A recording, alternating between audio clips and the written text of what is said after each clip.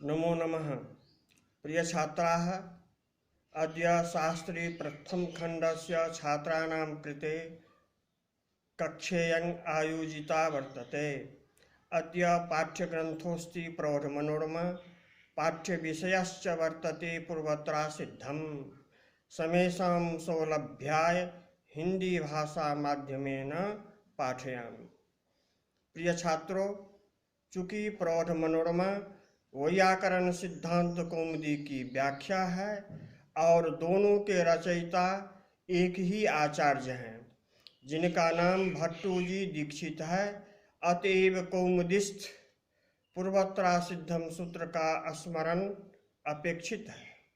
तो आइए स्मरण करते हैं। अधिकारोऽयं तेन सपाद सप्ताध्यायीं प्रति त्रिपाद्य सिद्धा त्रिपाद्यामपि पूर्वं प्रति परं शास्त्रमसिद्धं स्यात् इति सूत्रवृत्तिः। सप्तानाम् अध्यायानां समाहारः तद्धितार्थोत्तरपद समाहारे च इस सूत्र से समाहार समास संख्या पूर्वो द्विगुः से द्विगु संज्ञा द्विगोः सूत्र से ङिप् सप्ताध्यायी त्रयाणां पादानां समाहारः पूर्ववत् समासः एवं स्त्रीत्व त्रिपादी शब्द बनता है। पादेन सहिता सपादा तेन सहेति तुल्य योगे सूत्र से बहुव्रीहि समास। वोपसर्जनस्य सूत्र से सादेश करने पर सपादा। फिर सपादाचासो सप्ताध्यायी विशेषण समास और पुंबद भाव करने से सपाद सप्ताध्यायी यह स्वरूप बनता है। अधिकार सूत्र होने से ऐसी वृत्ति सिद्धांत कौमुदी में भट्टोजी दीक्षित ने कही, इसलिए तेन लिखते हैं। अधिकारोऽयं तेन सपाद सप्ताध्यायीं प्रति त्रिपाद्य सिद्धा त्रिपाद्यामपि पूर्वं प्रति परम शास्त्रमसिद्धं स्यात्। पूर्वत्र सिद्धम सूत्र से पूर्व के सूत्र सपाद सप्ताध्यायी कहलाते हैं और आगे का सूत्र त्रिपादी कहलाते हैं। इसी तथ्य को दूसरे ढंग से समझने का प्रयास करते हैं। पूर्वत्र सिद्धम सूत्र का अष्टाध्यायी क्रमांक 821 है, अर्थात 8वें अध्याय के दूसरे पाद का प्रथम सूत्र है पूर्वत्र सिद्धम। जैसा कि आप लोग जानते हैं कि अष्टाध्यायी में 8 अध्याय हैं। प्रत्येक अध्याय 4 पादों में विभक्त है। इस तरह अध्यायों की संख्या 8 हुई और पादों की संख्या 8 गुने 4 बराबर 32 हुई।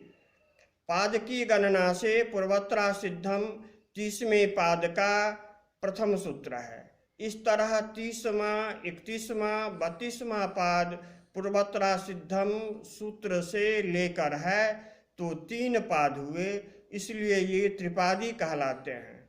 शेष पूर्वत्र सिद्धम सूत्र से पीछे 29 पाद हैं, तो अध्याय के क्रम से 7 अध्याय गुने 4 पाद बराबर 28 पाद हुए।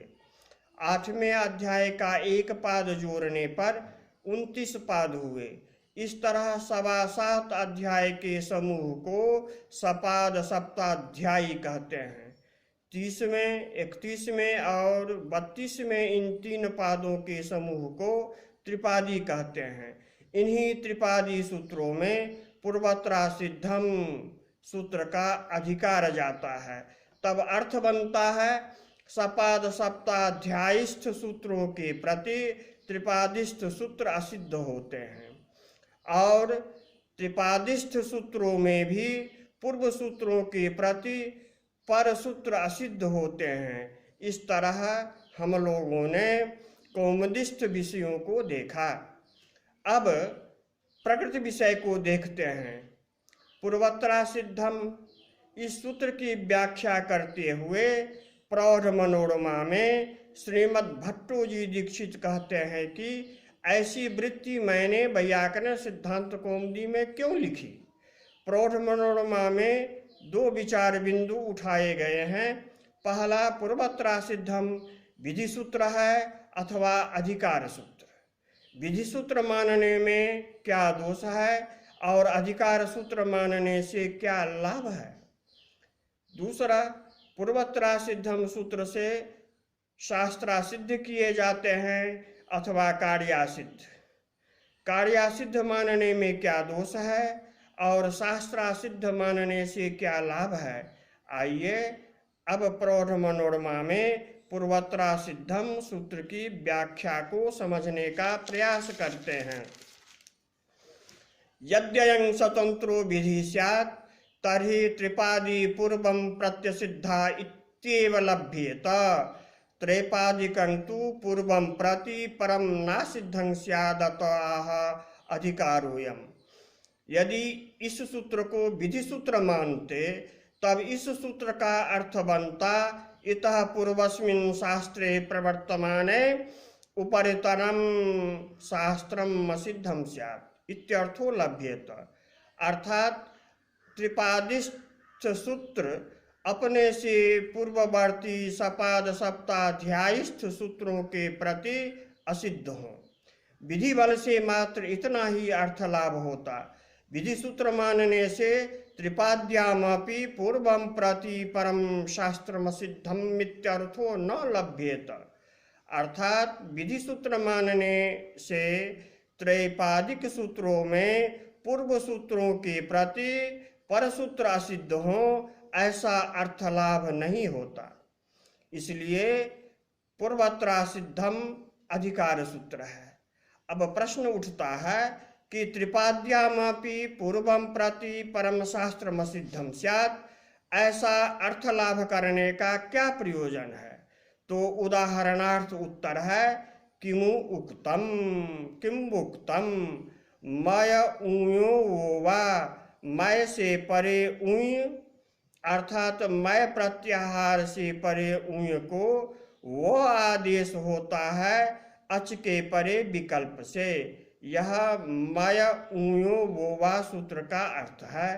तो मय के परे ऊय है किमु में उकार, उसको अच के परे उक्तम में उकार अच के परे वो आदेश करने पर किमुक्तम इस प्रयोग में मोनुस्वारः सूत्र से अब हल के परे हो जाने से अनुस्वारापत्ति का निराकरण नहीं हो सकेगा, क्योंकि दोनों सूत्र त्रैपादिक हैं और इनमें पूर्व के प्रति परशास्त्र को असिद्ध करने के लिए कोई अर्थ नियम नहीं है।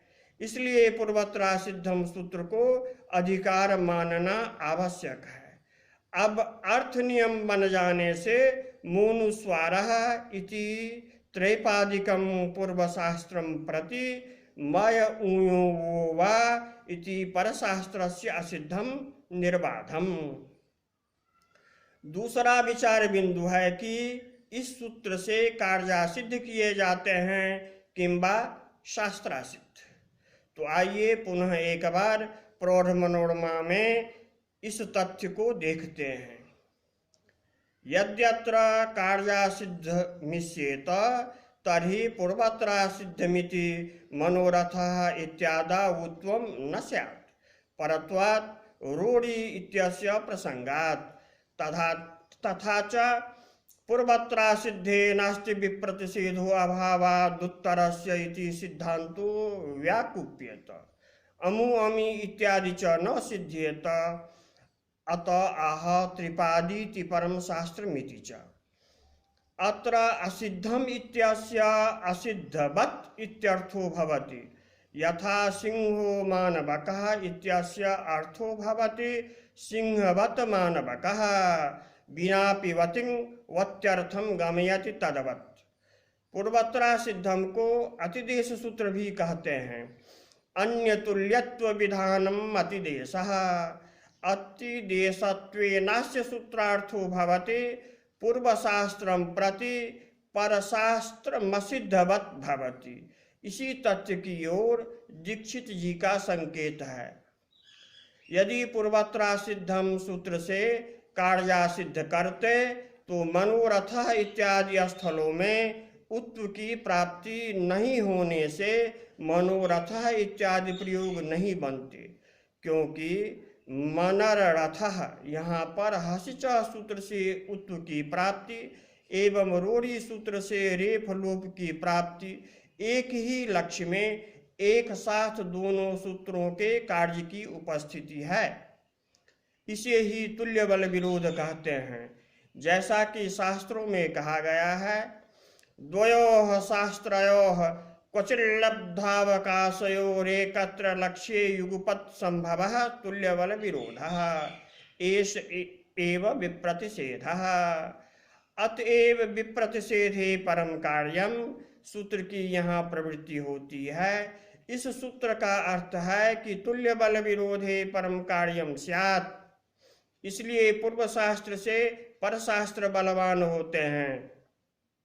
हसिच सपाद सप्ताध्यायिस्थ सूत्र है और रूढ़ी त्रिपादिस्थ सूत्र है। विप्रतिषेधे परम कार्यम सूत्रानुसार रूढ़ी सूत्र पर होने से बलवान है। पर नित्यांतरंगापवादानाम उत्तरोत्तरम बलीयः, इस न्याय से भी तो रूढ़ी सूत्र प्रवृत्त होकर रेफ लोप कर देगा। रेफ लोप होने पर पूर्वत्रा सिद्धम से कार्य की असिद्धि करने पर भी स्थानीय रेफ उपस्थित नहीं होने पर हसिचा सूत्र किसे उत्तु करेगा।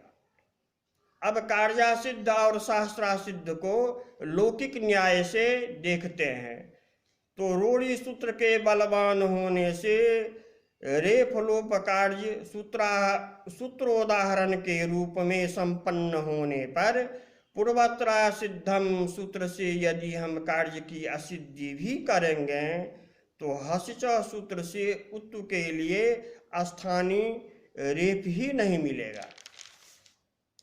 देवदत्त हंत्रिहत न्याय से इस न्याय का अर्थ है कि देवदत्त के हंता का हनन करने पर भी देवदत्त में पुनः जीवन का संचार संभव नहीं हो सकेगा, अतः कार्यासिद्ध नहीं मानना चाहिए। शास्त्रासिद्ध मानने पर यत् त्रैपादिकं शास्त्रं प्रवृत्त्युन्मुखं तत्तच्छास्त्रे एवा सिद्ध रूपात् पूर्वशास्त्र प्रतिबंधकस्य परशास्त्रस्य उच्छेद बुद्धौ सत्यां विप्रतिषेधे परम कार्यम इति सूत्रम न प्रवर्तते। तदुक्तं पूर्वत्रा सिद्धे नास्ति विप्रतिषेधो अभावादुत्तरस्य इति।